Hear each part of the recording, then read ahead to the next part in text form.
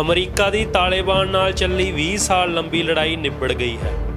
ਲਗਭਗ ਸਾਰੀ ਅਮਰੀਕੀ ਫੌਜ ਅਫਗਾਨਿਸਤਾਨ ਛੱਡ ਕੇ ਜਾ ਚੁੱਕੀ ਹੈ।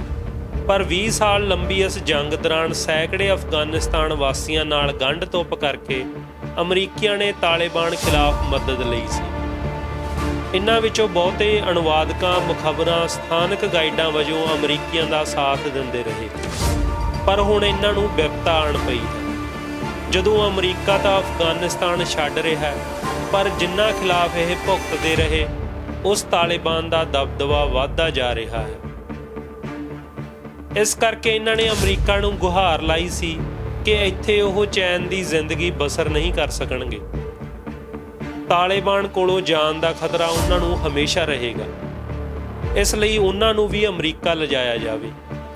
ਕਈ ਰਾਜਨੀਤਿਕ ਦਬਾਵਾਂ ਨੂੰ ਧਿਆਨ ਵਿੱਚ ਰੱਖ ਕੇ ਰਾਸ਼ਟਰਪਤੀ ਜੋ ਬਾਈਡਨ ਨੇ ਆਪਰੇਸ਼ਨ ਅਲਾਈਡ ਰਿਫਿਊਜੀ ਦੇ ਨਾਮ ਹੇਠ ਇਸ ਯਤਨ ਨੂੰ ਹੁੰਗਾਰਾ ਭਰ ਦਿੱਤਾ ਹੈ।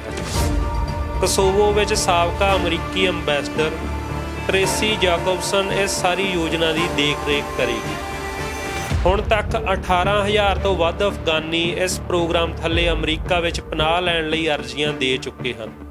ਜਿਨ੍ਹਾਂ ਦੇ ਪਰਿਵਾਰ ਨੂੰ ਵੀ ਸ਼ਾਮਲ ਕੀਤਾ ਜਾਵੇ ਤਾਂ ਰਿਫਿਊਜੀਆਂ ਦੀ ਗਿਣਤੀ 70,000 ਤੋਂ ਟੱਪਣ ਦੇ ਤਕਾਜ਼ੇ ਲਾਏ ਜਾ ਰਹੇ ਹਨ।